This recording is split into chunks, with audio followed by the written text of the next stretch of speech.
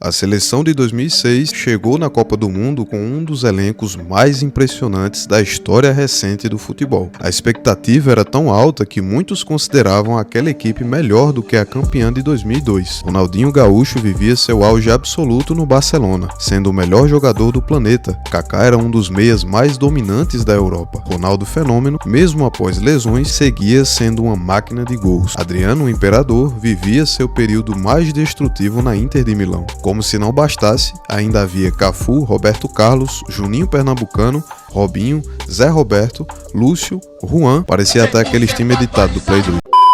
Antes mesmo da bola rolar, jornais europeus e sul-americanos apontavam o Brasil como grande favorito ao título. A sensação era de que o pentacampeonato de 2002 seria apenas o primeiro passo de uma era de hegemonia. Mas, 4 anos depois, o sonho virou uma das maiores frustrações da história da seleção.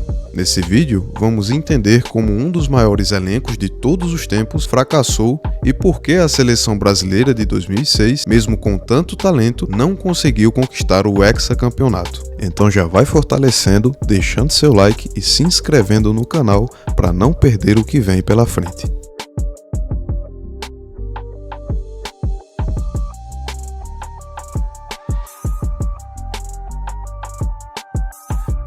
O primeiro grande obstáculo surgiu antes da Copa, a convicção que o Brasil venceria por natureza. A seleção foi tratada como imbatível. A mídia exaltava o que era chamado naquela época de quadrado mágico. Ronaldinho, Kaká, Ronaldo e Adriano, como a combinação mais letal já criada. Mas havia um detalhe ignorado: equilíbrio. O Brasil de 2006 se tornou gradualmente uma seleção mais midiática do que funcional. A pressão externa não era apenas por vitória, era por um espetáculo em campo. E toda essa cobrança influenciou decisões táticas que comprometeram todo o sistema defensivo.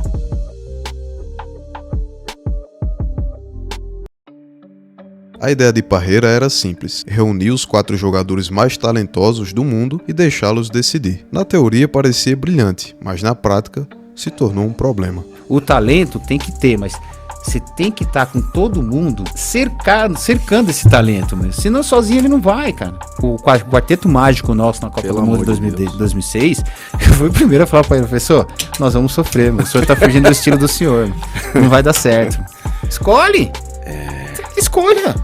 Essa seleção com quadrado mágico funcionava da seguinte maneira: 2 meias extremamente ofensivos, Kaká e Ronaldinho, 2 centroavantes artilheiros, Ronaldo e Adriano, 2 laterais muito ofensivos, Cafu e Roberto Carlos, e apenas um volante realmente marcador, que seria Emerson, mas devido à lesão tornou-se Gilberto Silva, e uma zaga que era obrigada a cobrir todo o espaço deixado. O resultado, um time que atacava com 6 ou 7 jogadores, mas defendia com 3 ou 4. Em jogo contra equipes mais frágeis, o talento resolvia. Mas, contra seleções bem organizadas, as linhas ficavam abertas, o meio de campo exposto e a transição defensiva inexistente.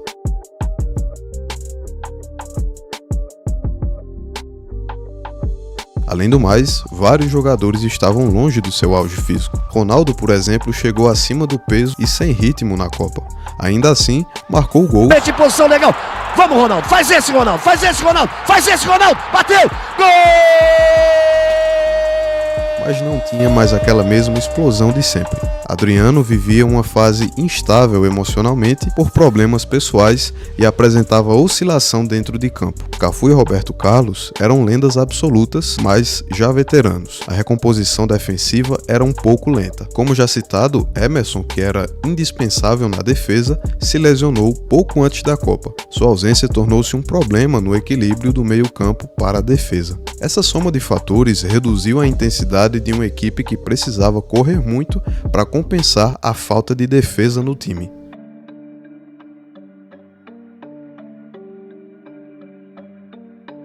Relatos da época, confirmados por jogadores e membros da comissão, mostram que a concentração de Vex na Suíça virou praticamente um paraíso turístico. Milhares de torcedores ficavam na porta do hotel. Jogadores davam autógrafos diariamente. Os treinos tinham clima de festa.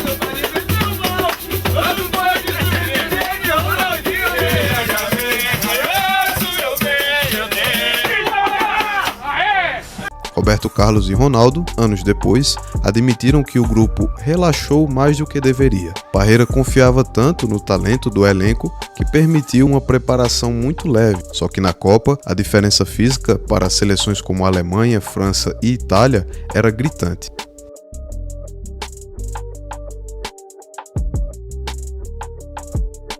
Nas quartas de final, o Brasil enfrentou a França, justamente a seleção que derrotou o time em 1998. E mais uma vez, o fantasma reapareceu. Zidane fez um dos maiores jogos da sua carreira. O meio-campo francês dominou todas as ações, enquanto o Brasil parecia desconectado. A marcação não encaixava, Ronaldinho estava muito abaixo naquele jogo, Kaká tentava jogar isolado, os laterais não conseguiam segurar Ribéry e Zidane, a bola não conseguia chegar em Ronaldo, Adriano parecia que estava apagado naquele jogo e o time não tinha um padrão tático. O gol marcado por Thierry Henry deixou um recado. O Brasil não perdeu apenas por um gol, mas perdeu porque não conseguiu competir. Aí o lançamento, jogou fechado! Gol!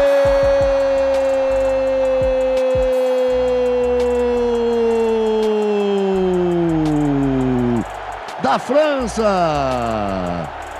Thierry Henry na primeira chance que deram para ele. Perder um jogo faz parte, isso faz parte, não tem time perfeito.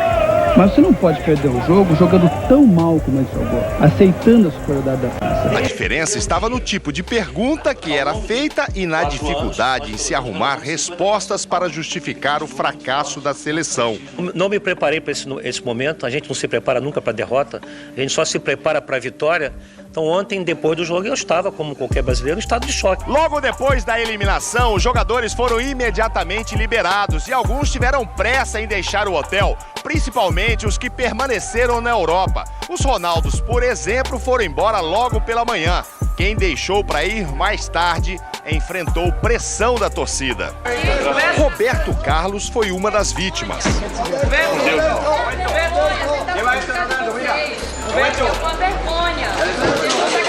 Faltou fazer o gol.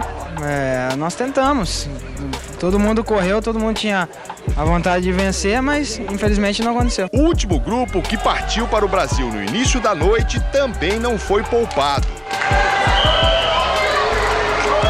Talvez a maior crítica à Parreira seja o fato de não haver um plano B. Mesmo quando estava claro que o quadrado mágico não funcionava, o treinador insistiu no modelo. Jogadores como Juninho Pernambucano e Robinho, que poderiam dar mais dinâmica ao time, foram usados tarde demais. A seleção tinha talento para vencer qualquer jogo de forma individual, mas não tinha organização para vencer uma Copa. Resultado: França 1, Brasil 0.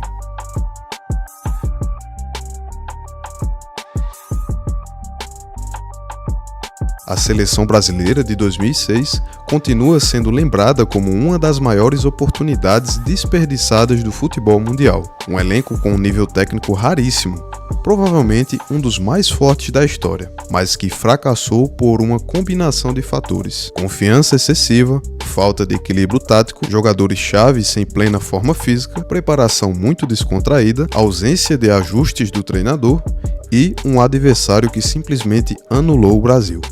Em 2006, a seleção não perdeu por falta de talento, mas perdeu porque o futebol moderno exige estrutura, intensidade, disciplina e adaptação.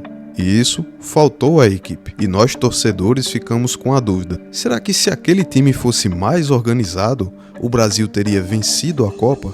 Será que teríamos visto Ronaldinho, Kaká, Ronaldo e Adriano erguerem a taça do Hexa? Qual é a sua opinião?